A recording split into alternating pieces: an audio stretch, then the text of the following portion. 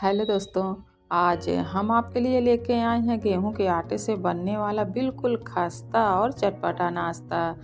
तो जब खाना बनाने का मन ना हो ना तो आप इसे बना लेना। बनाना बिल्कुल आसान है लेकिन खाने में इतना ज़्यादा टेस्टी लगता है कि खाते खाते आपका पेट भर जाएगा लेकिन मन नहीं भरेगा, और एक बार खाने के बाद ना आप इसे बार बार बनाना चाहेंगे। फिर इसे आप बच्चों के टिफ़िन में दीजिए, सफ़र के लिए पैक कीजिए या फिर चाय के साथ एंजॉय कीजिए। तो देर किस बात की, चलिए देख लेते हैं कि इसे बनाना कैसे है। इसे बनाने के लिए सबसे पहले यहाँ पर हम आटे का डो तैयार कर लेते हैं। तो हम लेते हैं नॉर्मल गेहूं का आटा और इसमें डाल देते हैं नमक। तो टेस्ट के अकॉर्डिंग यहाँ पर सादा नमक और काला नमक दोनों का इस्तेमाल कीजिए, टेस्ट बढ़िया आएगा।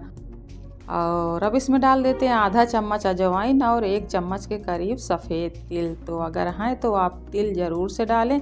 तिल जब तेल में भूनते हैं ना तो इनमें से बहुत अच्छी सी खुशबू आने लगती है और साथ ही नाश्ते में क्रंच आता है।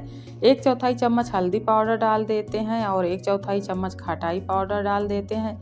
आधा चम्मच डाल देते हैं चिली फ्लेक्स और साथ ही डाल देते हैं फ्रेश कटा हुआ हरा धनिया। अब यहाँ पर हम इस्तेमाल करेंगे मोयन का। तो मोयन के लिए आप रिफाइंड तेल या फिर घी का इस्तेमाल कीजिए। तो इससे ना जो हमारा नाश्ता बनेगा बिल्कुल खस्ता बनेगा। और अब सारी चीज़ों को एक बार अच्छे से मिक्स कर लेते हैं। तो ये देखिए सारी चीज़ें अच्छे से मिक्स हो चुकी हैं और इस तरीके से आप मुट्ठी बांध करके देख सकते हैं। अगर मुट्ठी बंद रही है तो समझ लीजिए मोयन बिल्कुल परफेक्ट है।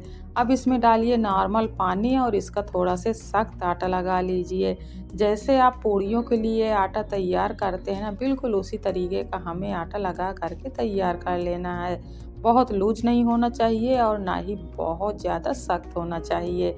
तो ये देखिए यहाँ पर हमारा आटा रेडी हो गया है और अब क्या करते हैं, इसे हम ढक देते हैं और 8 से 10 मिनट का रेस्ट देते हैं ताकि आटा अच्छे से फूल जाए और सेट हो जाए।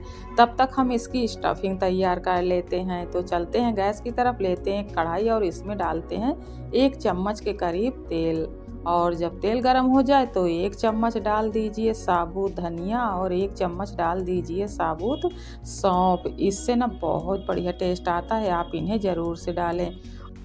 और ये देखिए यहाँ पर जो धनिया और सौंफ है ना अच्छे से भून चुके हैं, खुशबू अच्छी आ रही है। तो चलिए इसमें हम ऐड कर देते हैं कटा हुआ प्याज। 3 मीडियम साइज़ के प्याज का इस्तेमाल कर रहे हैं। इतने में 2 से 3 लोगों के लिए आराम से नाश्ता हो जाएगा। और अब गैस की फ्लेम को तेज़ रखना है और तेज़ आंच पर इसे ना लगातार चलाते रहना है। तो चलिए अभी इसमें हम ऐड कर देते हैं टेस्ट के अकॉर्डिंग नमक और 2 बारीक कटी हुई हरी मिर्च। तो दोस्तों आपको इस चीज़ का ध्यान रखना है कि हमें प्याज को ना पूरी तरीके से नहीं पकाना है, सिर्फ 50% ही कुक करना है ताकि प्याज में क्रंच बना रहे। तो इसलिए गैस की फ्लेम को आप हाई रखिए और इसे लगातार चलाते रहिए। और अभी इसमें हम ऐड कर देते हैं मटर। तो ये बिल्कुल फ्रेश मटर है। प्याज के साथ 2 मिनट तक इसे भी भून लेते हैं और अब इसमें ऐड कर देते हैं 1 आलू। तो यहाँ पर आप देख सकते हैं जब प्याज का इस तरीके का कलर आ जाए ना तब इसमें आप एक उबला हुआ आलू ग्रेट करके डाल दीजिए और साथ ही डाल दीजिए इसमें मसाले। तो मसाले डालने से पहले हम गैस को थोड़ा सा धीमा कर देते हैं और इसके साथ इसमें ऐड कर देते हैं 1/4 चम्मच के करीब हल्दी पाउडर, आधा चम्मच चिली फ्लेक्स और आधा चम्मच डाल देते हैं धनिया पाउडर। और अब इसमें डाल देते हैं आधा चम्मच कश्मीरी लाल मिर्च का पाउडर। 1/4 चम्मच के करीब डाल देते हैं फ्रेश कुटी हुई काली मिर्च और 1/4 चम्मच डाल देते हैं गरम मसाला। अब इसके साथ ही हम 1 चुटकी के करीब हींग डाल देते हैं। तो अगर आपको हींग का फ्लेवर पसंद है तो इसे ज़रूर से डालें। और अब इसमें 1 चम्मच डाल देते हैं अदरक और हरी मिर्च का पेस्ट। और अब क्या करना, सारे मसालों को मिक्स करते हुए ना 1 से 1.5 मिनट तक मीडियम आंच पर भून लेना है। तो यहाँ पर हमारी बढ़िया टेस्टी सी स्टफिंग बन करके रेडी हो जाएगी। और ये देखिए दोस्तों यहाँ पर सारे मसाले अच्छे से मिक्स हो चुके हैं।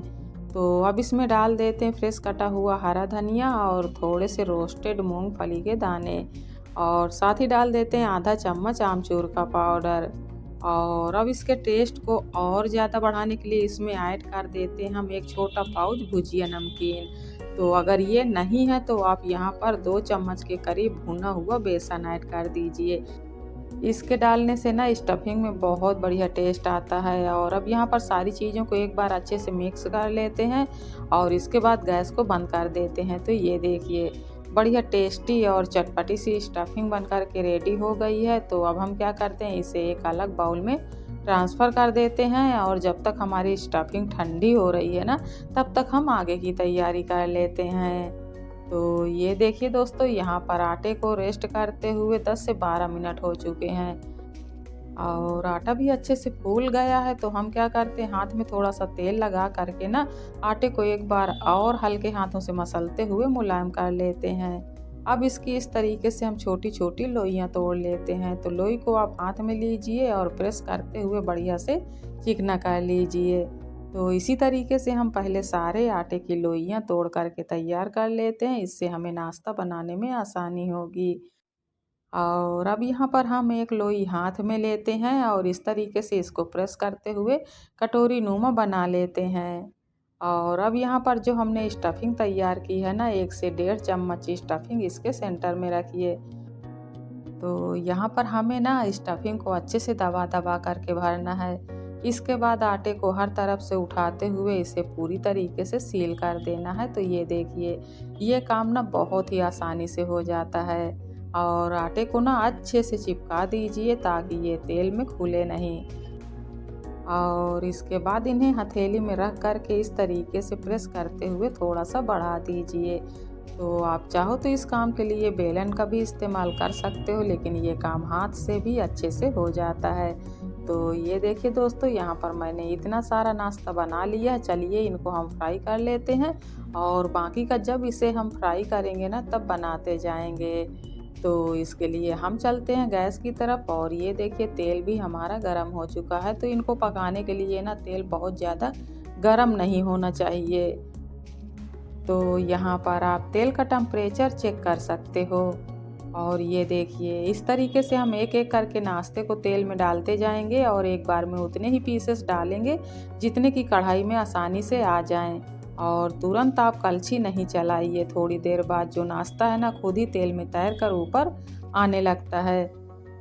और अब यहाँ पर हम लेंगे एक कलछी और इस तरीके से थोड़ा सा तेल उछाल करके इनके ऊपर डालते जाएंगे। इससे ना ये बहुत ही अच्छे तरीके से फूल आते हैं। तो दोस्तों, जब आप गेहूं के आटे से इस तरीके का नाश्ता बनाते हैं ना, तो ये बिल्कुल खस्ता बनता है। और वैसे हमने इसे ना प्याज की स्टफिंग से बनाया है, तो आप इन्हें प्याज की कचौड़ी भी बोल सकते हो। और ये देखिए एक साइड से ये सेंक चुके हैं, तो इस तरीके से आप उलट पलट करके दोनों साइड से बढ़िया लाइट गोल्डन कलर आने तक इन्हें सेंक लीजिए। तो ये देखिए दोस्तों, यहाँ पर जो हमारा नाश्ता है ना अच्छे से सीख चुका है और कलर भी बिल्कुल परफेक्ट आया है और हाँ बिल्कुल खस्ता बना है। तो इसी तरीके से हम बाकी बचे हुए नाश्ते को भी पका करके तैयार कर लेते हैं। बस आपको एक चीज़ का ध्यान रखना है कि इन्हें धीमी आंच पर पकाना है। और एक बैच पकाने में ना आपको 8 से 10 मिनट का टाइम लग जाएगा। तो ये लीजिए दोस्तों, यहाँ पर हमारा गेहूं के आटे का बिल्कुल खस्ता और कुरकुरा नाश्ता बन करके तैयार हो गया है और ना बहुत ही टेस्टी बना है।